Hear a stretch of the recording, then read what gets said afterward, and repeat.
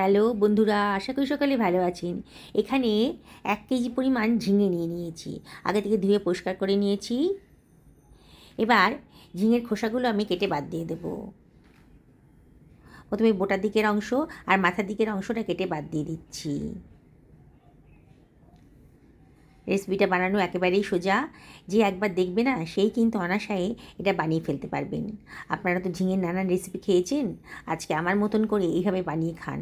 দেখবেন এর স্বাদ কিন্তু ভুলতে পারবেন না। বারে বারে ঝিঙে নিয়ে এসে আপনারা এই রেসিপিটাই বানাতে চেষ্টা করবেন। আমি ঝিঙের খোসাগুলো কেটে বাদ দিয়ে দিলাম। এবার ঝিঙেটাকে আমি কেটে নিচ্ছি। মাঝখান দিয়ে কেটে নিলাম, আবারও মাঝখান থেকে কেটে নিলাম। আমি এবার এগুলোকে টুকরো টুকরো করে কেটে নিচ্ছি। দেখুন, খুব বেশি বড়ও হবে না আর খুব বেশি ছোটও হবে না। এইভাবে আমি কেটে নিয়েছি চৌকো চৌকো শেপ করে। পুরো ঝিঙেটাই আমি একইভাবে কেটে নেব। ঝিঙে আমাদের স্বাস্থ্যের পক্ষে কিন্তু খুবই উপকারী। তাই ঝিঙের রেসিপি আপনাদের প্রত্যেকেরই খাওয়া উচিত, সে যেভাবেই খান না কেন। দেখুন, ঝিঙেটা আমার কাটা হয়ে গেছে। আমি এটাকে সরিয়ে রাখছি। আমি একটা ফ্রাই প্যান গরম করতে দিয়ে দিয়েছি। এর ভেতরে দিয়ে দিলাম কতগুলো বাদাম, আর দিয়ে দিচ্ছি 1 টেবিল চামচ গোটা জিরে, আর 1 টেবিল চামচ মৌরিও দিয়ে দিলাম। মৌরি পরিমাণটা একটু বেশিই হবে। আর দিয়ে দিচ্ছি 1 টেবিল চামচ সাদা তিল। আর এর ভেতরে আমি দিয়ে দিচ্ছি 1 টেবিল চামচ পোস্তদানা। আজকে এই রেসিপিটা কিন্তু সম্পূর্ণ নিরামিষভাবে বানাবো। এত স্বাদ হবে না, গ্যারেন্টি দিয়ে বলতে পারি। ননভেজ ছেড়ে আপনারা এই রেসিপিটাই খেতে চাইবেন, এতটাই টেস্টি। গ্যাসের ফ্লেমটা মিডিয়াম টু লোতে রেখেছি। আর একটু নাড়াচাড়া করে এই মশলাগুলোকে একটু ড্রাই রোস্ট করে নেব। অনবরত কিন্তু নাড়তে হবে, নাহলে কিন্তু মশলাটা পুড়ে যেতে পারে। দেখুন, হয়ে গেছে আমার। এটাকে আমি ঠান্ডা করে নিচ্ছি। একটা মিক্সার গ্রাইন্ডারের ভেতর দিয়ে দিলাম, একটু ঠান্ডা করে নেব। তারপরে এটাকে আমি গ্রাইন্ড করে নিচ্ছি। দেখুন, সুন্দরভাবে গ্রাইন্ড হয়ে গেছে।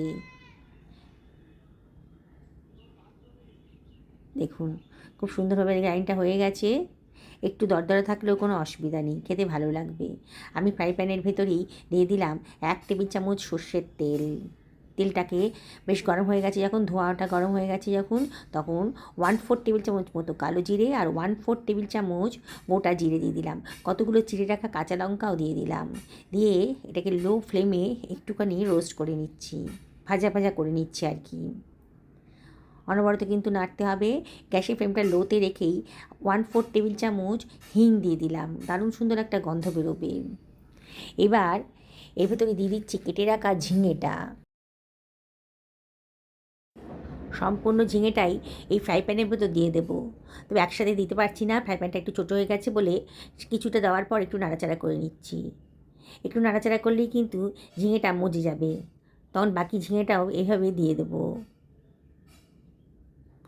বানানোটা একেবারেই সোজা। যে একবার দেখবে না, সেই কিন্তু অনায়াসে বানিয়ে ফেলতে পারবেন। আর আমি গ্যারেন্টি দিয়ে বললাম তো, একবার যদি বানিয়ে খান তাহলে দেখবেন বারে বারে এইভাবে বানিয়ে খেতে ইচ্ছা করছে। 1/2 টেবিল চামচ মতো লবণ এর ভেতরে দিয়ে দিলাম।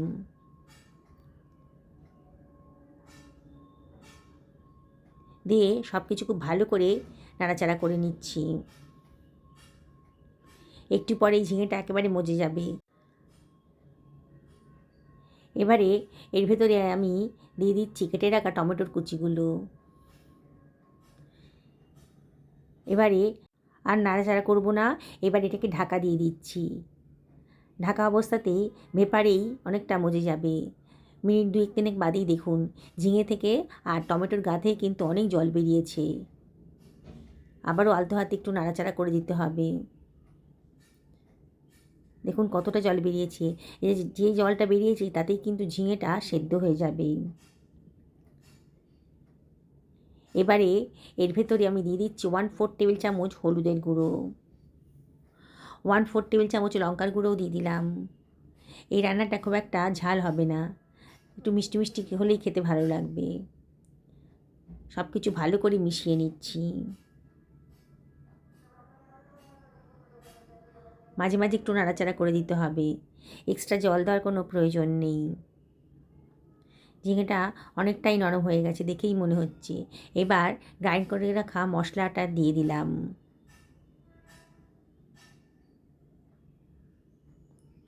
পুরো মশলাটাই আমি দিয়ে দিচ্ছি। আবারও সব কিছু খুব ভালো করে মিশিয়ে নেব। গ্যাসের ফ্লেমটা হাইতে করে দিয়েছি, আর অনবরত কিন্তু নাড়াচাড়া করতে হবে।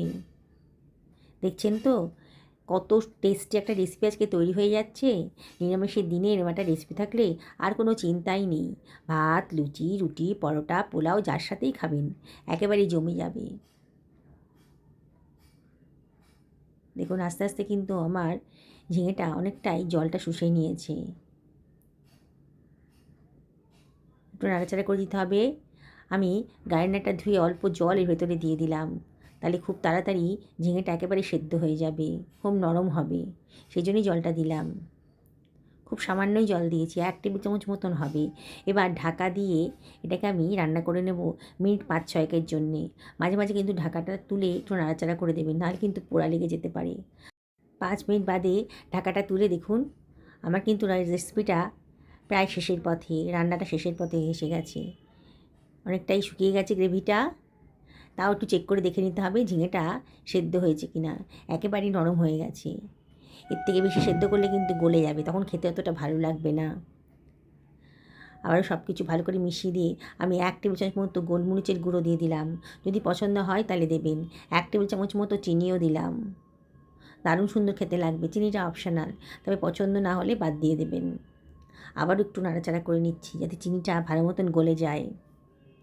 দেখছেন তো বন্ধুরা কতটা লোভনীয় রেসিপি তৈরি হয়ে গেছে। অনেকেই হয়তো এই রেসিপিটা জানেন না, তাই আপনাদেরকে রিকোয়েস্ট করব একদিন অবশ্যই বাড়িতে বানিয়ে ফেলুন। আর এর ভেতরে দিয়ে দিলাম কতগুলো গোটা কাঁচা লঙ্কা আর সামান্য একটুখানি সর্ষের তেলই 1 টেবিল চামচ মতন হবে। দারুণ সুন্দর একটা ফ্লেভার আসবে। আবার একটু হালকাতে নাড়াচাড়া করে নিচ্ছি। গ্যাসের ফ্লেম কিন্তু একেবারে লোতে রেখেছি। সামান্য একটু লবণও দিয়ে দিলাম। টেস্ট করে দেখে মনে হলো লবণটা একটু কম লাগছিল, তাই লবণটাও দিয়ে দিলাম। আবারও সব কিছু ভালো করে মিশিয়ে নিচ্ছি। ঢাকা দিয়ে গ্যাসের ফ্লেমটা অফ করে মিনিট খানেক এটা রেস্টে রেখে দেবো। 1 মিনিট বাদে দেখুন এখনও কিন্তু অনেকটাই গরম আছে। দেখুন কালারটা কতটা লোভনীয় হয়েছে। একবার যদি খান না, বললাম তো এর স্বাদ কিন্তু ভুলতে পারবেন না। বারে বারে বানিয়ে খেতে ইচ্ছা করবে। আমি একটা সার্ভিং বোলের মধ্যে এটাকে সার্ভ করে দিচ্ছি। যেসব বন্ধুরা রেসিপিটা দেখছেন অথচ এখনও আমাকে সাবস্ক্রাইব করেননি, তাদেরকে আমি রিকোয়েস্ট করব আমার চ্যানেলটা সাবস্ক্রাইব করার জন্যে। পাশে থাকা বেল আইকনটা অবশ্যই ক্লিক করে দেবেন, তাহলে আমার আনার নোটিফিকেশানটা আপনারা চটজলদি পেয়ে যাবেন। আর যেসব বন্ধুরা ফেসবুক থেকে রেসিপিটা দেখছেন তাদেরকে আমি রিকোয়েস্ট করব আমার পেজটা ফলো করার জন্যে।